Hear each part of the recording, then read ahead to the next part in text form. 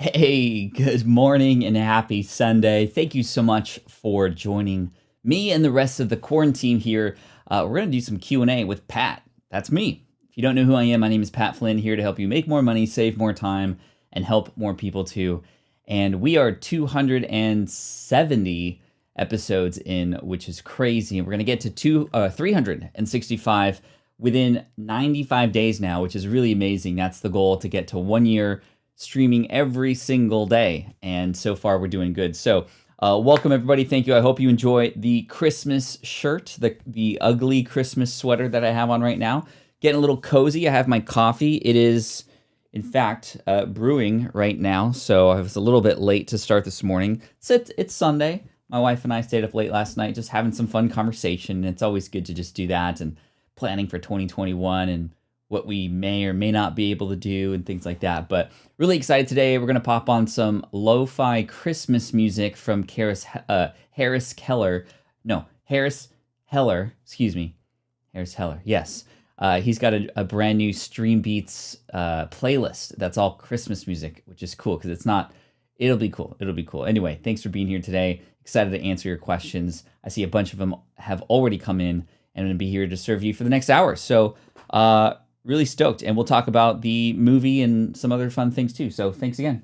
Let's get the party started. This is the income stream to help you achieve your dream, all while we keep it clean. This is the income stream. It's the kind of show where you can come and go, but then you leave inspired with no fee required. The income stream. Okay. With Pat Flynn.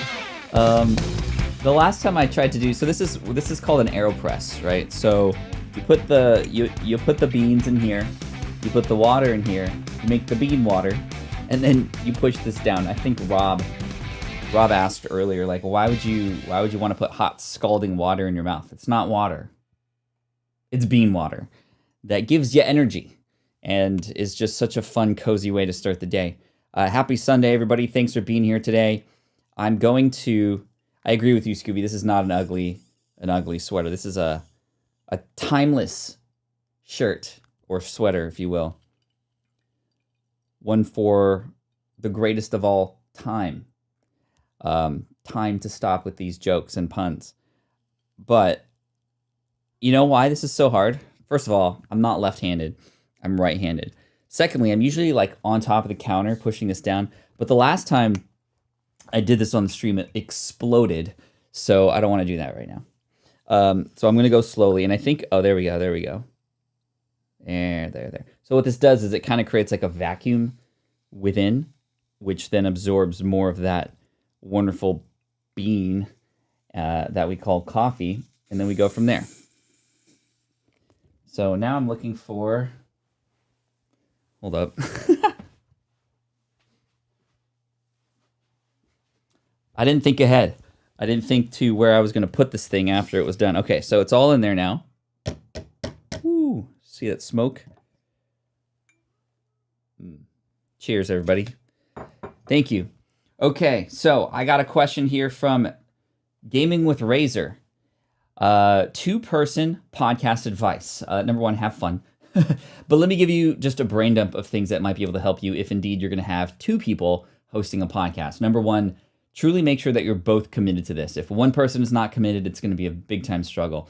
Number two, make sure that you both clear out your schedule for that time of the week or times of the week where you are going to commit to and honor, and also batch process, get ahead to, so in case a person gets sick or has to bail for whatever reason 1 week, then you'll be able to still have things to make up for it. Number three, try to find somebody or try to find what it is that's unique about each of you. One reason why I love the Internet Business Mastery podcast back in 2008 when I discovered it, it really truly changed my life.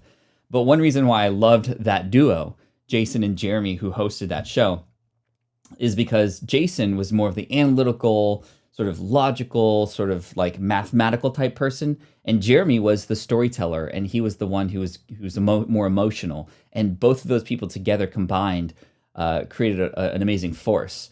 In addition to that, I think that sort of just having an understanding before you hit record about who's starting, kind of the plan moving forward. So you're not just like hitting record and kind of going, I don't know, what's the point of this? That's a little pet peeve of mine when I hear two people podcasting and it's like 10 minutes in and they don't quite know where they're going. I at least want you to have a roadmap, of course, if that makes sense. I love the sweater. Thank you so much, Mark. Appreciate you. Cool. So thank you for that question. By the way, if you have a question, type in the word question in all caps, followed by your question, and I'll be happy to answer as many as I can today. We're going to see how many we can get through.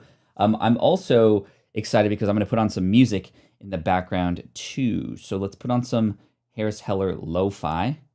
As you can see here, this is the A Very Lo-Fi Christmas from Harris Heller Stream Beats, provided to YouTube by DistroKid, and this is in collaboration with Harris Heller. And the cool thing about this is Harris allows us to use this in our streams. You can even use it in your videos, and it's royalty free. You can use it for whatever. And I love the Christmas theme here. So let's hit play. All right, let me know if the volume is okay, so we can get it taken care of right away. But that should loop and go through several songs there, which is going to be really fun. Okay, let's go. There are some more questions, I think. From Bernard, how do you manage to be involved with so many projects and still have time for doing many other things? Number one, I'm very efficient with where I put my time, even if it's new projects. I don't just dive into it and sort of mess around and waste time doing that. It's important to understand that that is one way to approach it, but my approach would be to, number one, let's fast forward that process by, number one, speaking to people who have done this before, and I can do that in other places while I'm in the car or whatever, or scheduling calls so that I can just dive into a person's brain to see what they've done before, the mistakes they've made before I go and enter that space or try something new. This is why I love the podcast, because I can invite people on the podcast about things that I'm working on. And so not only am I involved in a new thing, but I'm also using the thing that I have, the podcast, to investigate. So case in point, Stu McLaren, who was on the podcast to talk about membership websites, what later happened or happened earlier this year? SPI Pro, our membership. And we used a lot of that conversation as the starting point for how to create SPI Pro and turn it into something that integrates into our business real well. Thank you, Stacy. I appreciate you. EJ, thank you so much for becoming a member. You're amazing. I appreciate you so much. That's incredible. Let's see. The other part about this, I mean, there's several components to it, right? Try to make sure I can try to find the things that are going to make me the most progress with the least amount of work. Meaning, what are the high leverage points? What are the biggest levers? Niche? Is it levers? Levers. But I always hear it in this context, levers. The biggest levers that I can pull, although I don't like levers because it's like I'm leaving something. Although you are leaving inefficiencies behind. What's with the puns today? I didn't even have coffee yet. Cool beard. Thanks, Damien. The kids have spoken. So anyway, you pull the big levers that will get you the most results, or at least give you an answer sooner. And that's the one thing that I love when I go into new projects, is I want to get answers sooner. I'm involved in a new project right now, a brand new YouTube channel, and I'm just finding time, and I'm getting a lot of time also, and a big reason here that I didn't touch on yet is the fact that I have a great team and people who are who I can trust, who have their own superpowers and specialties that can bring a lot to the table, thus allowing me to do the things that of that project that I want to do or need to be a part of. Cool. Bro, I can't wait to hear that one. So excited for you, brother. Congrats, David and Pat. Yeah, David, or AV Piers here, who we all know him as. We had a great interview. He's a great interviewer. He was very impressive with some of the questions that he asked and how comforting he made me feel. So if y'all want to check out David and AV Piers, he's got a podcast, and I was on it, and we'll be on it soon. So thank you. And there's Dr. Joella clapping there. So love that. The Rachel edit. What are some passive income streams you recommend to people that may not know about?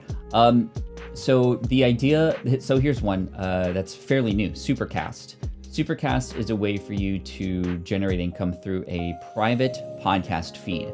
So let's say you have a regular podcast. Well, you could have a second feed that's maybe for bonus stuff. Maybe it's ad-free. Maybe it includes some other things that can be helpful for your audience, or maybe more advanced things. Well, you can actually charge people to get access to that. And what's really cool is they can listen to it in the same apps that they're already listening to, but it's private. It's not findable on Apple or Stitcher or Google. It is actually something that gets integrated into the player sort of through the Supercast system. And Supercast is really cool because you can charge a recurring fee for that, and it just becomes passive in nature. Another one that's fairly similar is something like Substack, or even ConvertKit has this ability now. The ability for you, and I talked about this in my last pre-recorded video, the ability for you to charge to give people access to a newsletter. And if you check out Substack, this is the proven model. ConvertKit then has now allowed for us to do this using ConvertKit too, which is really nice because ConvertKit's way easier to use. But there are a lot of people who actually do make loads of money by charging monthly, even like $5 a month, to have access to an email newsletter. Now that might sound interesting and weird because usually we know email newsletters to be free. Usually we know email newsletters to be things that actually we don't really want. But what if that information is so great? What if there's a ton of ROI with that information from that person, or maybe your head? Maybe you have a lot of experience that you want to share, or maybe you're an investor and you've done so much research on something, too much to just share publicly, but you can make money by charging access to that. And that's through a newsletter. And because it's a newsletter, it's not a website or anything like that. It's just very simple. And you just have people pay to get access to it. They stop paying, they stop getting that thing. So those are a couple new passive income strategies that have come about fairly recently, which is pretty cool. GovKid, what's up, GovKid? Good to see you here. Would you recommend streaming going live every day to others to grow their channel like you're doing? No, I wouldn't. I am having conversations with a company that's going to help me grow the YouTube channel here in 2021. And the live stream is not a part of that process. I still will be live streaming. I'm not going to be live streaming every day. It is something that makes it very difficult to grow, in fact, unless that is all you do. If this is all you do, then great, then you can become known for that. For example, PE with Joe. PE with Joe was a YouTube channel that blew up in March of this year because of the pandemic. PE with Joe, or Joe, would do physical education for kids, like little tots, like 2-year-old kids and kindergartners and whatnot, right? And it would be like HIIT training, but it would be fun. So he'd be like, do the Spider-Man, do the Spider-Man, like that kind of stuff. And it exploded. And he was just doing that. And he blew up because everybody knew that every day, whether they were virtually learning or with their little toddler and they just wanted to get energy out, they could just watch Joe at that time of day. And that was pretty cool. Sue, thank you so much for the super chat. I appreciate you, my friend. I love the holiday vibe. I love you too. Hello, Leafy Films. Great to see you here. MKXD. Hey, Pat, what are we doing a podcast episode? I don't know. When are we doing a podcast episode?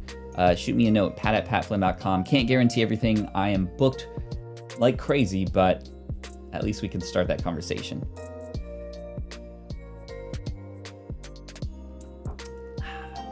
Cool.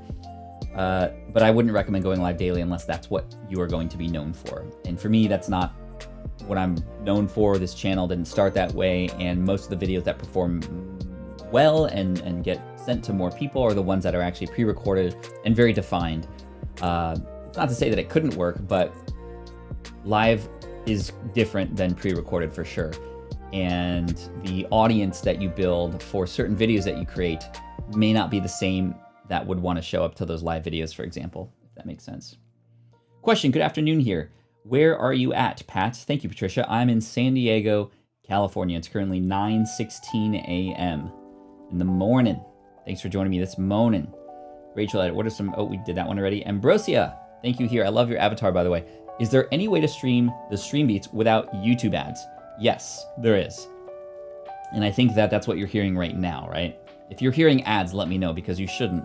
And the way to do that would be to sign into a premium YouTube account. Or Spotify. If you have Spotify, Spotify is there as well. But if you just have YouTube in the background, you're gonna get ads in between every song. But if you are a premium YouTube member, which means I think I pay $4.99 a month or something, and that just, I don't see ads ever. And it is so worth it, in my opinion. That's your choice to do what you want with your money. But I mean, imagine how many seconds added up over dozens of videos per day, and how much time I'm saving per year. It's worth it, in my opinion, to do that. So I use YouTube Premium, and I don't get the ads anymore, and that's kind of nice. Where's this music from again? Harris Heller. This is the Lo-Fi Christmas album. A very lo-fi Christmas. Look at this. I just noticed there's 2 heads on this dog. Are those 2 dogs and like, or is it a 2-headed dog? I feel like that's a 2-headed dog, which is even cooler. Cozy fireplace. Love it. I feel cozy with y'all today. Thanks for making me feel comfortable. You're amazing. All right, let's keep going here with the questions.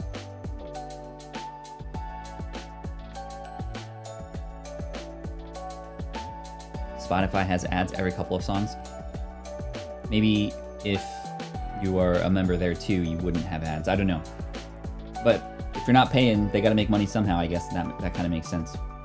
Question. How do I become a better podcast interviewer? I have some big guests lined up for next year and want to make sure I am bringing my A game. Yo, Boris. Absolutely love that you are asking this question.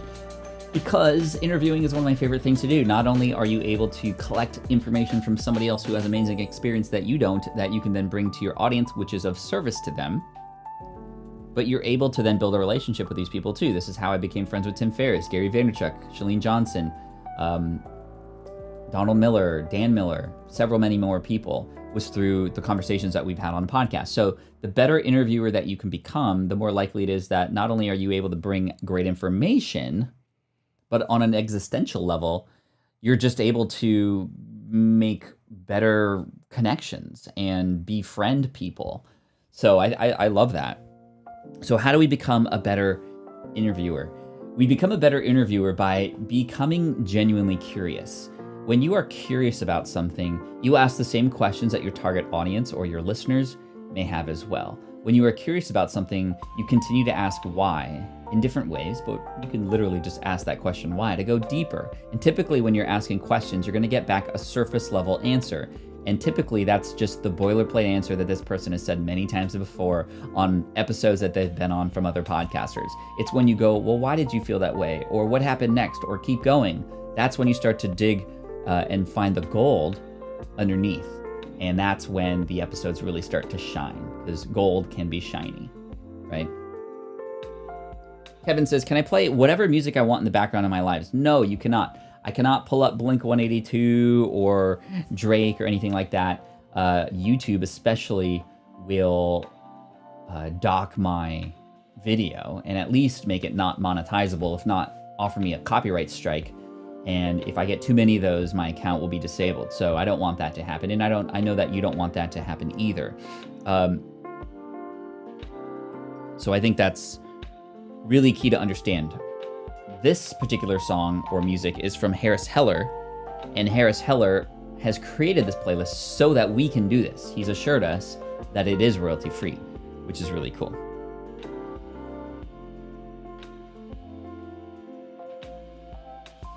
All right, Andrew's question here I saw was popped in way earlier, so I want to get to that in just a moment. But I just want to make sure I'm not missing any more super chats. Thank you all for the support, by the way. So Andrew, how long or short do you think course modules should be on average? Currently, as I work on my structure and outline, I have 10 average in each module. Only a couple have less. Thanks, Pat. To me, it's not about getting or reaching a certain number, right? Because what if the ideal number was 10? And you have 3 lessons in a module, and literally you've done everything that you needed to do. Are you going to sort of just extend and make 7 more lessons just to fill up that number? No, right? What if there was a number that was right and it was 5, but you find out that for this particular lesson, because it's so technical and because it would make more sense for the student to go through in small bite-sized steps, because you found that it's actually hard to contain all of that and understand it all in one giant lesson, you actually break it out into 12 lessons within that one module, whereas the average is 5. That's okay too, because the purpose isn't to hit a specific number. The purpose is to best serve the audience. Always that should be the thing that guides you. This is for all of you. Whenever I have questions about, oh, what should I do? I always go back to number 1, if this were easy, what would it look like? That's number 1. We talked about that last week. If this were easy, what would it look like? And the second thing is, okay, how do I best be of service to my audience here? So in general, the best answer to this question would be the least amount of lessons to help them easily transform in that particular part of the course, if that makes sense.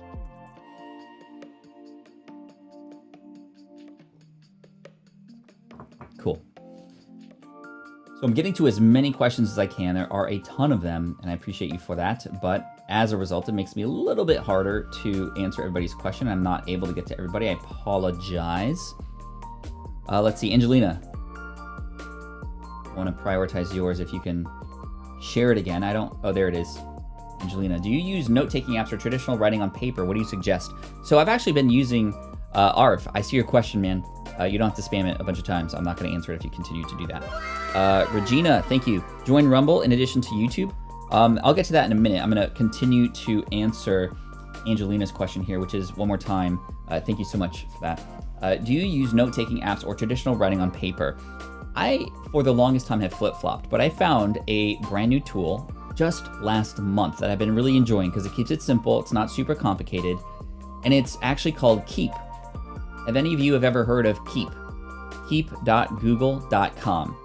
Keep is Google's equivalent to, so it's like, you know how there's Google Docs and there's Google Sheets, Google Slides, now there's Keep.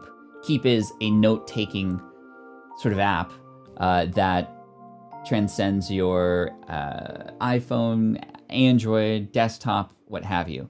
And it's super easy to keep track of notes. And I've been using that for my coaching clients.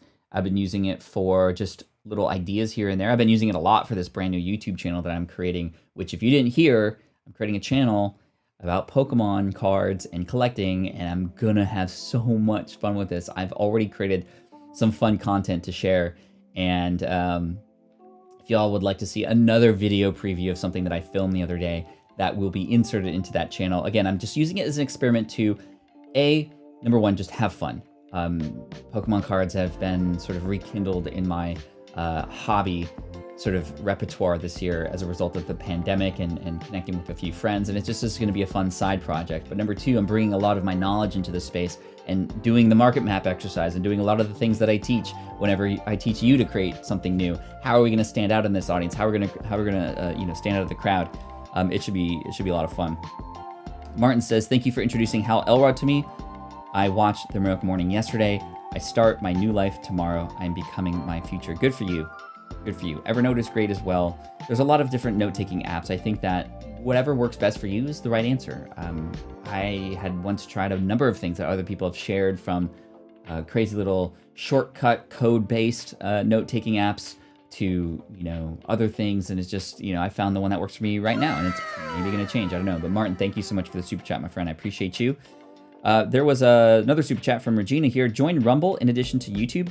I'm not sure what Rumble is. Let me see if I can look this up really quick. Let's get ready to rumble. That's what that reminds me of. Rumble, your rights management platform. Host, distribute, and monetize all your professional, social, and viral video. So is this attempting to sort of compete with? This almost reminds me of like an eHow. Do you guys remember eHow? When back in the day you could write articles and potentially make money. I mean, and this shows you how much money this is earned. I don't know, I'm just getting a weird vibe from this. I would stay away from it, right? Create a custom video player, video exchange. I mean, unless these are videos that you're allowed to use and then you pay the creator, that's kind of cool. But yeah, I don't know. I don't know about this. Because the eHow situation was interesting, but then it all became about making money and people just started like churning out crap because they just wanted to rank high and make more money. And then it died. It died because it just, the quality of the content after a Google update just kind of killed it. It just realized that it wasn't great. Question from Kibby. I published 3 videos on Friday. One is blowing up by my standards. Congrats, by the way. Why one over the other? Great question. So this is on YouTube, I presume. And on YouTube, there are a number of factors that go into whether or not the video gets blown up, which means shared with more people. There are a number of factors. And of course, these are 3 different videos, and it's important to understand why did this happen to that one video. The hard thing about this is you could potentially try to replicate that in a new video and it might fall flat. So there is a little bit of luck involved, but it's sort of like guided luck, if that makes sense. And if you can position yourself with the best opportunities, then you're going to be more likely to, see success in that way. I did already offer the secret word, by the way. Did you all miss it? I put it in so well today. I think I put it in correctly, but let me know if I didn't. But I think I did a good job. Oh man, I keep putting the wrong window up. Sorry. There we go. So, number one, a good hook in the beginning of the video keeps people watching. And when people keep watching, or there's a reason to stick around to the end, or stick around as long as possible, YouTube knows that because they can see how long a person has watched a video for. And so likely this one has been holding people for longer than the others. As a result of that, they're going to share it with more people. And if it also gets a high click-through rate, which means it has a really good thumbnail and a title that get people to click through, it's going to share it with even more people, right? So high impressions come from high click-through rates. When you think about it, YouTube just wants more people to stick around on YouTube. So when you are serving YouTube and offering that, that goes a very, very long way.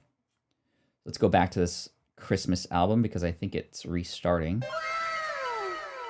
There we go. Greg Langston. We reviewed his website, he and his wife, Sue, yesterday, and that was awesome. The Grammarly will be used to check its validity. Lex, I can always rely on you. Thanks for your review yesterday. Pat means the world. It was a lot of fun. We had a really good time. Thank you for being on the chopping block. It was really cool. All right, from Vedant. I wanted to start email marketing on weight loss niche, but I don't have much knowledge about weight loss, so will I be able to earn money from email marketing without much knowledge about the niche? So the way to frame this would be, Vedant, what would encourage me, a person who wants to lose weight also, to subscribe to you? If you don't have your own experience and knowledge to share, what would be of benefit to me to learn from you? It is obvious to me that perhaps you're approaching this from a money-first standpoint versus a serve-first standpoint.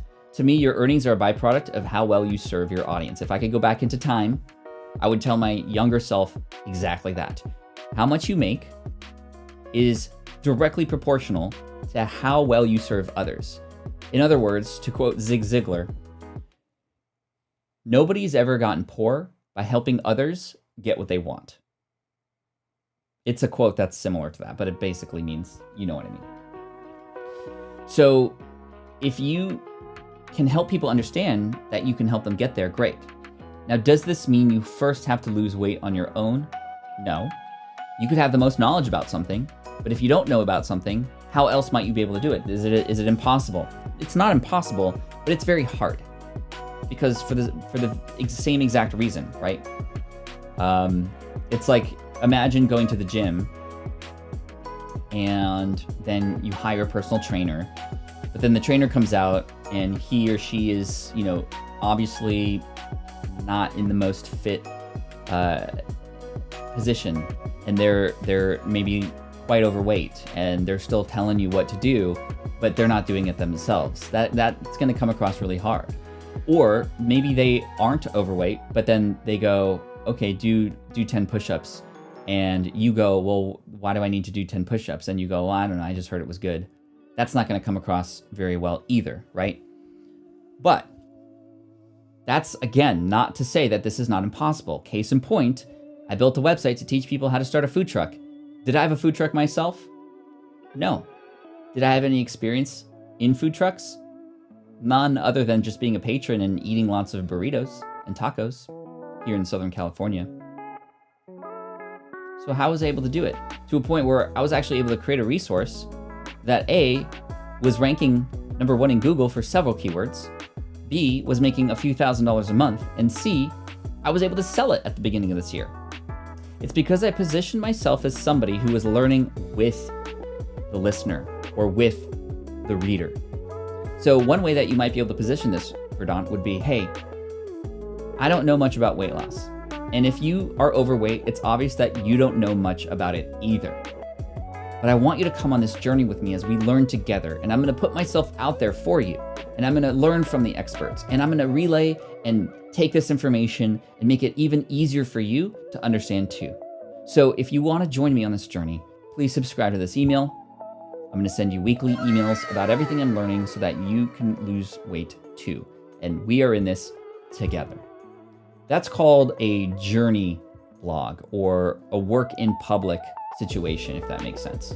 And that's how I would position it. That would be, in my opinion, chat, you can agree with me or disagree with me. We're here to have conversations. But to me, that would be the only way to be able to do it. There was a man named Adam Baker. There is a man named Adam Baker. He's a good friend of mine. He's still with us today. He had a website called manversusdebt.com. He was tens of thousands of dollars in debt. Yet he was teaching people how to get out of debt. How? Because he was taking people along the ride. Because he had removed tens of thousands, was still tens and thousands of dollars in debt, but as he was removing this debt, he was sharing everything he was learning along the way, right? Roger says, you've never been a plumber, but you've helped me a lot on YouTube. Thank you, Roger. Did I help you with your plumbing? Maybe I helped you unclog the limiting beliefs that you have so that your ideas can flow, the bad juju can drain, and you can wash your hands. I don't know. I didn't know where this is going. Okay. Did I say bad juju? I did say bad juju. Roger, welcome in. Thanks for being here, my friend. Okay, Verdant, again, thank you for that question. I think that set up a lot of great conversation and some really important things. I saw some people saying, yo, real talk, real talk. Thank you. All right, let's answer some more questions. Mahal, did you know that Mahal Kita in Tagalog means I love you? So I don't know if this is related to that. Probably not. But anyway, Mahal Kita, all of you. I don't speak Tagalog. I only know like that plus all the bad words. So I'm not gonna expand on that for you. Bill in the house. What's up, Bill, Manos, Kevin? Kevin, great question. I'll get to that in a minute. And I do see a number of other questions here. So I'm gonna do my best again. I'm sorry I can't get to everybody. But from Mahal, I always tend to compromise my health to accomplish goals. How does one keep balance? What's your approach? Amazing question. Here's the truth. If you can't take care of yourself, you will not be able to take care of others. It's exactly the reason why when you're on a plane, and they're doing the little safety demonstration in the beginning, they say, put the mask on yourself first before you help others around you. Because the truth is, if you don't put the mask on yourself first, within 7 seconds, you're gonna faint, and then you're gonna have to be taken care of by somebody else and be a burden on everybody, right? So we need to put the mask on ourselves first. So that, to me, is one of the biggest drivers for me. If I'm not healthy, I cannot help you, the audience, but more importantly, I cannot help and best serve and be present with my kids and my wife. And I don't want to be a weight that they have to carry around. I want to be the one that helps carry the weight with them, right? So that's number one. Number two, it's all about the calendar, I gotta say, and having some accountability too. It's very difficult to take care of your own health on your own. That's something that I found to be true, unless you are super disciplined. And in most cases, I know I'm not. So I need other people to help me, and I need to call on them, whether I have to pay them or just have them hold me accountable or ask them for favors, right? So I have a trainer, Jeff. He trains me 3 days a week, and that's through FaceTime. He actually lives in Cleveland, Ohio. And knowing that he's gonna call on FaceTime at a certain time not every single day, but 3 days a week, I know I have to be ready, or else I'm gonna disappoint him, and thus then disappointing myself, if that makes sense, right? You just made a sailor a happy man. Big belly laughs. I'm not sure with regards to what. Roger, you helped me grow your YouTube channel. Awesome. Fantastic. So balance is important. I think another important component of this is let's try to make it easy on ourselves, especially with habits related to health. Like, let's have the least amount of friction possible, right? If it's hard to get ready to go to the gym and you find that it takes a half hour every time to get ready, well, that's a lot of friction. versus if you just laid out your running clothes the night before and they were there and you just had to lace on your shoes and go. That's so much easier. Let's just go for the first, let's just see if I can make it to the end of the block every day. And if I can make it to the end of the block, likely when you get there, you're gonna go a little bit further, right? Like, let's just try to have simple goals, right? If this were easy, what would it look like? I think, especially at this time of year, people go, okay, next year, I'm gonna go to the gym 8 days a week. I know there's only 7 days in the week, but I'm gonna go 8 because I'm that dedicated. I'm gonna stay there for 8 hours every day, and I'm gonna work, and I'm gonna take care of my kids, and I'm gonna eat healthy. And it's like, whoa, like, I appreciate the energy, but let's not burn ourselves out or commit to something that will obviously have you uncommit to other things. How can we put this into the lifestyle that we have? And then how can we make smart decisions, right? How about the cuss words?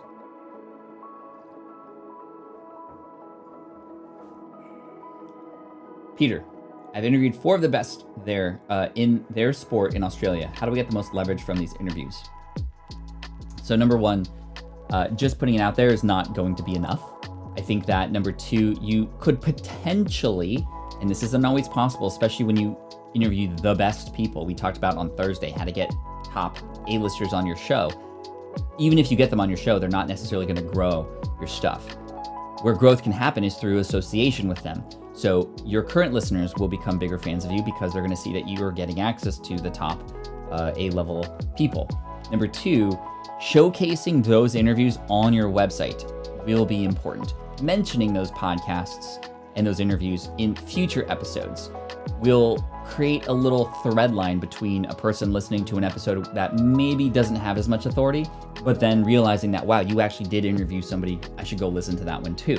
So just because you record a podcast in one moment in time doesn't mean that you can't continually let people know about it even later. So that's another way to leverage that.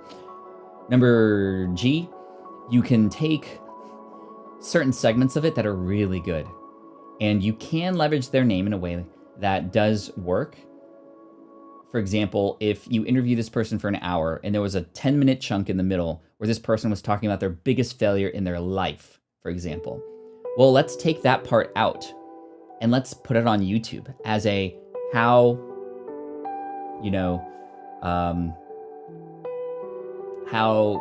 Ronaldo almost failed at soccer forever, or football. He would probably hate you if you called it soccer. Anyway, I was just trying to find a top tier person in a sport, right? How Serena Williams almost gave up on tennis. And it's just like a 10-minute chunk from that middle of the entire episode. But that's a question that people want to know about. Now that becomes worth finding and watching on YouTube for just that short period of time. But if you didn't record the video, that's okay too, because it's short and it doesn't have to be 10 minutes. It could literally be 3 minutes. It doesn't matter. It needs to be visual in some way, shape, or form. So having maybe some B-roll, some images of them that you are allowed to use, some text that pops up on the screen. If there is video, even better. You can combine all those things to create some visual pattern interrupts. That way, people will likely find that video through search or through just the fact that their name is in there. And then in the description and also maybe at the end of that video, you can push people toward your main podcast, if that makes sense. Football.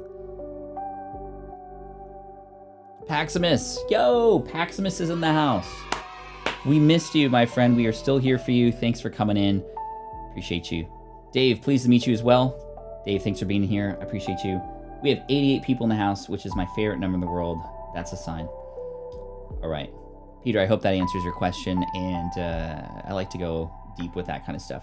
I find the music a little too loud. Thank you. I think I did turn it up accidentally. Drone Outlook. As an affiliate for a niche market, drone training in my case, what are good ways to foster relationships with the companies for which you're affiliated?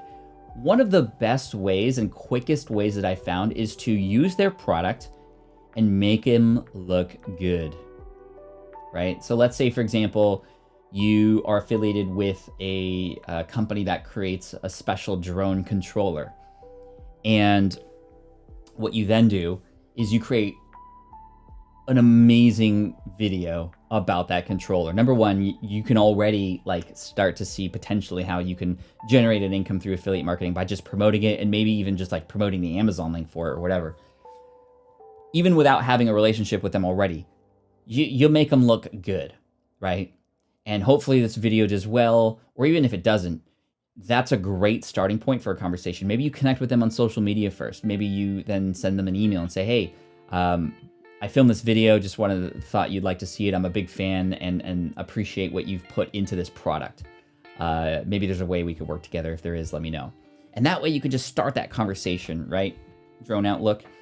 And what's really cool is then you find that many companies start to realize that, wow, there's an influencer out there and a creator who makes us look really good. I think companies today are getting a lot smarter about realizing that the YouTube creator and the podcaster and the blogger has so much influence over the success of that product that they're either willing to pay or work with or partner to help generate more customers, because you have something that they do not. You have an audience, which yes, they could get, but you have trust and authority that you've built, which they can never get, not in the way that you can, right? So that's what I would start. That's what I would do. And I've done that before. And when I've done that, you find that not only do you build a relationship with these companies, but you might get your own special deals. You might then get early access to certain parts of the company or certain new products that might come out. And again, make these products look good and you know, and also like create honest reviews, provide honest feedback, right? Just be like, yo, if I, the one thing that's missing from this controller is that if I find that after, 500 feet in the air, the signal starts to die a little bit. And for those who are a little bit more professional in their drone work, they might find this to be an issue. And that way you also express a little bit of sort of expertise in the space that you could potentially bring to that company that they might not know about. This has gotten to the point where, in fact, I've actually become advisor to companies and have been asked to be advisor for several more that I've said no to because I only have so much time. But that's, I think, really, really cool. So Drone Outlook, let me know if that makes sense. Yep, I've taken several of my affiliate companies' training programs and then review them in the blog. Cool. Review them, but also add your own twist or thoughts to them as well. I think that could go a very long way. The other thing is if you happen to know anybody who has a relationship with that company, you can get introduced, and that could fast forward that process too. Bill Noaz, hello, hello, hello. Nice sweatshirt, Pat. Christmas is coming, yay. Thank you, and thank you. I saw a couple other people. Miss Boyce asks, where did you get your festive jumper? It looks very nice. I believe I got it on Etsy. Etsy has a lot of Back to the Future stuff. I have to find that I have to be careful when I'm on Etsy, especially because now there's a lot of Pokemon stuff as well. It's pretty interesting. Anyway. This is super fun. Is it a good idea to start a podcast with no social media following or content? Should I get the following and then start a podcast? Leafy Films, there are a lot of people who I know who start a podcast so that they can build their audience elsewhere. The podcast can be the one that gets the start for you, in fact. So you can start a podcast and build an audience literally from scratch. Excuse me. Case in point, Sophie Walker, one of my students, who started from scratch, no business, no contacts. She only had a personal profile, but didn't talk business or anything at all. And she created a podcast called Australian Birth Stories, which eventually became #1 in Australia in the kids and family category. Now has several million downloads, and she now has her audience and her email list, and that's her full-time thing now. It wasn't before, but her podcast was able to create that for her. So yeah, you can get started for sure. Third time's a charm. Why'd you choose stream on YouTube above others? Thank you, Kevin, for your persistence, but also not being a crazy spammer. So I appreciate that. There are nice ways to ask the same question again and again. So thank you, Kevin. Why'd you choose to stream on YouTube above others? #1, I already had an audience here. #2, I was familiar from the viewer's perspective, what the audience perception was like, having watched a lot of streams both on Twitch and on YouTube, and I preferred the YouTube sort of interactions and the super chats and the ability for us to tag each other and connect. It just felt so much easier. And a lot of my audience is on YouTube who wasn't even following me yet. I knew that they had YouTube channels and would potentially benefit from me learning even more about YouTube and live streaming here so that I can pass on that information. Case in point, the video that I created about Ecamm Live, which was about the tool that I'm using right now to be able to do a lot of these fun things. It actually did very well. It has like 90,000 views now, and it's helped so many other people now. And if I were to do the same thing on another platform, it would be a lot more difficult. I think there's a lot more friction on streaming on other platforms. And And then YouTube, again, I had an audience already. I'm very familiar with it. I love the experience, and I figured that a lot of my older videos could help promote the live streams and vice versa. So that's kind of why I did that. Thank you, Kevin. All right, let's get to some more questions. Question. Should I be asking people to use the screenshots of them to share their content on social media? Should I be asking people to use the screenshots of them to... So let's say, for example, so Don, let me know. You write a song, people love it, they start talking about it on social media. Should you take screenshots of those conversations, those things that people are saying, and use them on your stuff? Do you need to ask? It's always best to ask just in case, but because it's out there in the public, in a public forum, in most cases, you need not worry about it. That's just my own opinion. You might want to ask your own professional about that, but that's just what I think. What I would recommend is to make this even more real and more proof, if this is indeed the way I'm thinking about it correctly. I want you to see, for example, if I look up how to start a podcast on Google, I'm going to find my tutorial really quick. You'll find that at the top here, I have, look at that. It's not a screenshot. This is a dynamically added tweet from Mindy, who said, "This is what I used to start my podcast. I followed Pat's advice to the letter and it was so easy. Thanks." So this is like a form of proof that this article, again, the whole point at the beginning of an article is to get people to go, yes, I'm in the right spot. This is exactly what I need. I add some more proof here. Thank you to the tens of thousands of people who have emailed me and also those who have let me know in person that this tutorial right here is the one that helped you start your own podcast.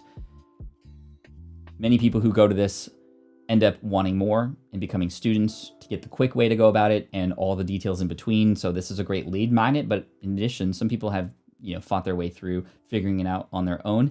And I love using the embedded socials because it's more real. It actually looks like a tweet. A screenshot could work too, and that is something that in many cases people use, and it works just fine.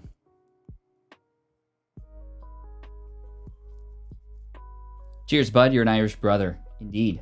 Quarter Irish over here. All right. I create the screenshot of them, then I use them to share the YouTube channel info, right? If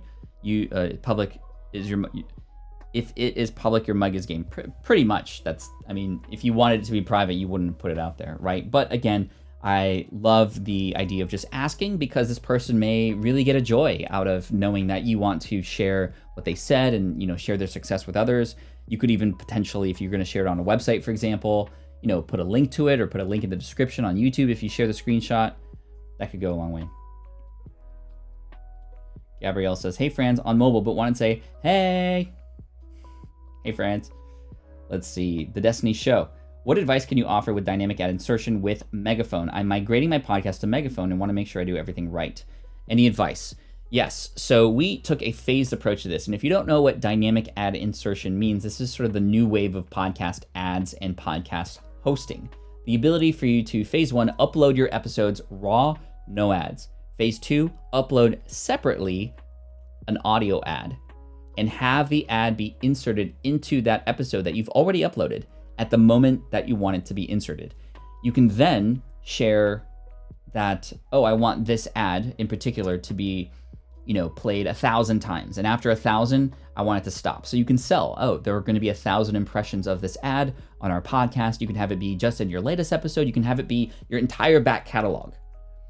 And eventually, and this just finally happened, we migrated to a host that allows us to do dynamic ad insertion. And as a result, we had to, remove all the ads from older episodes, and that took quite a bit of time. New episodes, we just started doing this right away. So I would just start with new episodes first, Destiny. But over time, what you want to do is you'd be able to go back and re-upload old episodes. If there were any ads in there, you can re-edit them without the ads so that it's a clean episode. And then what you'll need to do is you'll need to mark in Megaphone within that episode. You'll actually see a timeline and you'll be able to say, okay, I want, ad spot 1 here and ad spot 2 here. And then you can say, when you create an ad, okay, I want this to be filled for all the ad spot ones for this many times. After that's exhausted, please play ad 2, which is a personal one about, you know, leaving a review or something or what have you. And that could go a very long way too. So it's a pretty amazing technology. It is quite expensive to begin with, but the nice thing about this is, let's say, for example, I have an event happening, you know, in March next year, like a virtual event or something. I don't, but just let's say I do. In February, I can have all my podcast episodes, even episode 1, no matter which ones people are listening to. I can have the beginning of the podcast episode say, hey, by the way, it is it's February 2021. Next month, we have a special event going on. Sign up here. Thanks. And now here's your episode. And that is baked into now an episode without having to re-edit and then re-upload that whole thing, which is pretty cool. Bill says, what about the idea of using an unlisted video for your intro on your YouTube channel? I'm thinking an unlisted might serve Uncle Bill best. What would be the worry of it being public? I think that if it were public, it would be another chance for people to, in some way, shape, or form, find your video and be introduced to you. So I think it would behoove you to make it public and just make that the welcome video. If it is something that you do want to have unlisted for organizational purposes, then sure, that's fine, I think. But I think that, yeah, sorry, the music was too loud earlier, a little bit too fortissimo. We want to go a little bit more piano here. I think that it would make sense to just keep it public. I mean, it's another chance for people to find you, so why wouldn't you do that? Principle of success. Wondering if it's good to market past episodes of a podcast or just stick with current ones. So let's say you spend all this time creating the most amazing episode that helps people get started with something that you teach. Wouldn't it not make sense to continually promote that, because it is actually the most helpful resource you've created about that? I would, in fact, do both. If you have new episodes that come out, promote them, get people to recognize that there's something new and there's something interesting. But every once in a while, whether on your social streams or even in your email list, have an automated email sent out that says, hey, by the way, in case you missed it or you're new to town, I would love for you to check out this episode here, which was one of our most popular. And the reason why it's helpful is because XYZ is going to help you do ABC.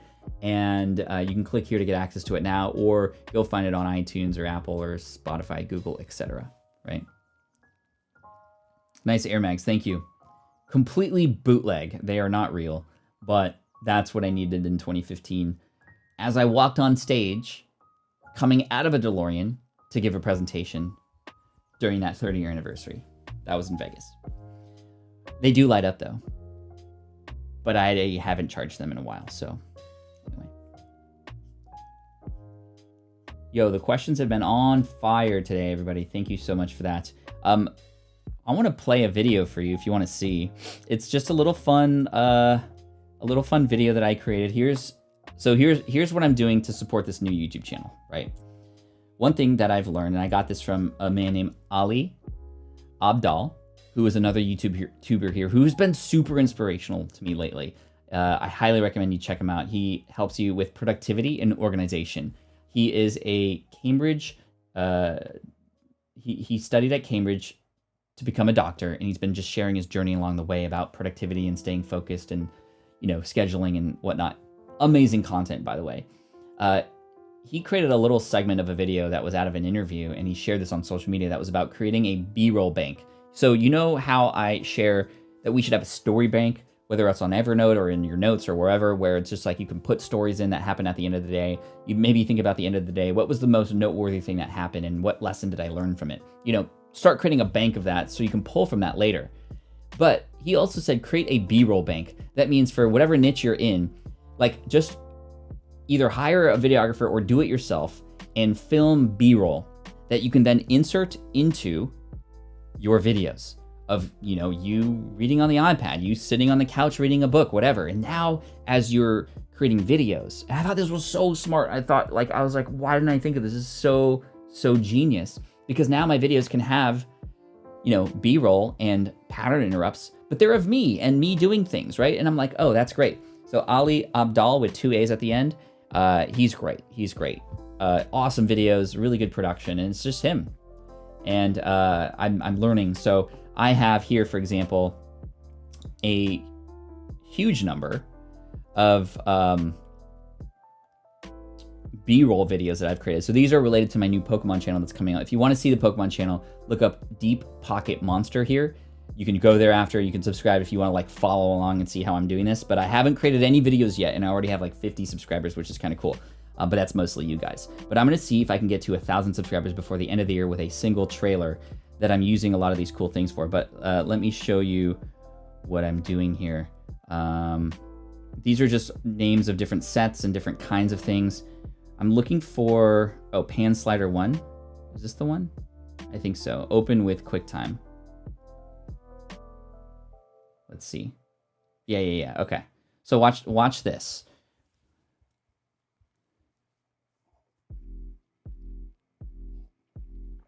So opening cards like this is very relatable, but nobody in this space is bringing cinema quality visuals to this very visual thing. And so you can see I pulled a gold card there, but you see how it's panning around slowly, but I'm in fast time. Like nobody's doing stuff like that. And it's just so cool. I'm having such fun with it. And it's definitely when I've, with my research in this space, the Pokemon creator space, Poketubers as they call them, everybody's doing the same thing. And I love when everybody's doing the same thing because I can go, what can I bring that's different? And I think my marketing knowledge and entrepreneurial sort of know-how after 12 years of doing this is going to bring some new flavor to this space. And of course I have some good equipment here in the house, and that's something that nobody in this space is doing. Everybody just has their phone and they're kind of like filming themselves opening cards, and it's not great lighting and all this stuff. So I'm really stoked on sort of infiltrating the space and providing value, right? You know, I was like, okay, who do I want to become? This is what I've asked myself recently. Who do I want to become in this space, right? And it's like, okay, I can provide news about all the latest things that are happening. Next year is the 25th anniversary of Pokemon cards. Did you know it's the biggest media company in the world, Pokemon? They're the biggest. They have the most reach. They have 76 billion cards in people's hands. It's kind of amazing. But there's so many great people who I even follow to do news stuff. So I would just be doing what they're doing, right? There's other people who are very, very animated and it's more entertaining, right? Like they pull a card and it's like goes crazy and they like yell, and that I know that's not me either, right? So I'm really excited to share along the way as I'm building this new channel. Again, Deep Pocket Monster, if you want to see it. And also, this is a great, my coach, James Schramko, mentioned this to me the other day. He was like, yo, Pat, I think this is really smart for you. And I was like, yeah, you know, I'm going to be doing something fun, and it's just, you know, I have this hobby anyway. I'm going to be opening these cards and collecting them. I might as well just share my journey along the way. He was like, yeah, but, and I was like, what do you mean, but? And he's like, well, you know what's going to be cool is like, this is a great way for you to connect with the younger crowd with your goal about education. And this is going to potentially put you on the map as somebody who's creating a lot of value in something that can then connect you with kids, which I know you ultimately want to do. And I was like, whoa, this is actually a really good idea, because there are a lot of things with collecting that are very relevant to education, from making smart investments to understanding how to manage your money, to do research, to collaborate and negotiate with others, to taking care of your stuff, to, you know, setting up a listing on eBay. I mean, there's so many cool lessons that I could share. So you might see a little bit of an entrepreneurial twist to this space, but in addition to that, these cards are art. You know, there's an artist, Mitsuhiro Arita, who is the original creator of Pikachu and Charizard, and he was the illustrator. And nobody knows about him. I mean, hardly anybody does, unless you're a super fan. And there are so many related things that I want to know about, like how much did he get how much commission did he get for designing the card that, you know, literally shows up in everybody's packs every single day.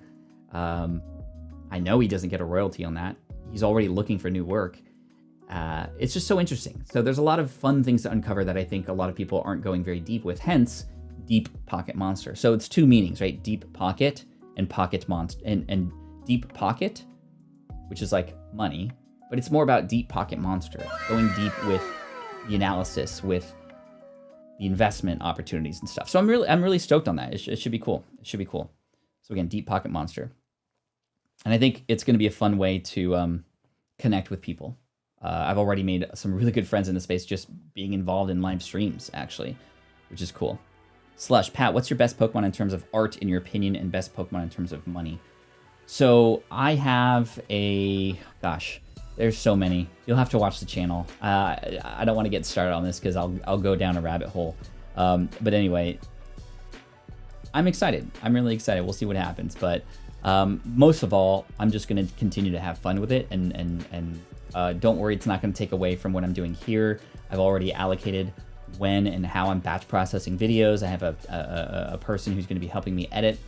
Big shout out to Dan Norton, by the way, who you might recognize from the chat. I don't think he's here today, but anyway. Whew, a lot of great conversation today, y'all. A lot of fantastic questions. Thank you again for coming in today and for listening, for being a part of the community, for offering value, being here and sharing and servicing others as well, answering other people's questions, and just participating and being a part of the community. It really means so much to me, and I just always feel a very, very warm welcome when I pop in live and I see the crowd here and we get to just have some fun. So tomorrow is Monday, and as a result, we're going to, hey, Caleb McCool, no worries that you're late. It's all good. So let me get the calendar. So tomorrow I am unable to do it at the regular time. So what's going to happen is you're going to see, in fact, a 11 a.m. start time. So that's going to be 11 a.m. Pacific, which is 2 p.m. Eastern. So we're going to start a little bit later tomorrow. I have a meeting with a company about something cool that involves video and potentially maybe advisorship. I don't know. We'll see. But it's a pretty important call that I cannot move, or else I would try to keep the time the same. It will definitely be 9 a.m. on Tuesday, however, but tomorrow, again, we're doing 11 a.m. Pacific start, so a little bit later in the day and lunchtime for those of us in the West Coast, maybe early afternoon for those of you on the East Coast. So I apologize if that messes things up, but yep, that's it. Thank you for being here today. I appreciate you. I got the secret word in. The brand new secret word is existential. And the bonus secret word that if I miss it, don't get penalized for, but it's still worth doing, is fortissimo. And we made it happen. So thank you, everybody. I appreciate you. Thank you to everybody who had left some amazing comments about my appearances in the Miracle Morning movie. That obviously will be available for restream, or I don't know if it's going to be potentially sold to Netflix or anything. I don't know what Hal's plans are for it, but it did stream yesterday. It debuted yesterday. And it was really cool to see in the final edit, because I had seen the premiere in Arizona last year, but he redid it, retold the story a little bit differently, and it was amazing. So thank you for all the kind words. And it wasn't about me, it was about Hal and you and your future, your energy levels, your miracle morning. So anyway, thank you so much. I appreciate you, everybody, and I'll see you tomorrow. Peace out, y'all. Great work. Great work.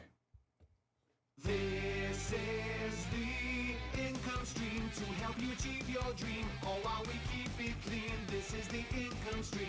It's the kind of show where you can come and go, but then you leave inspired with no fee required. The income stream with Pat Flynn.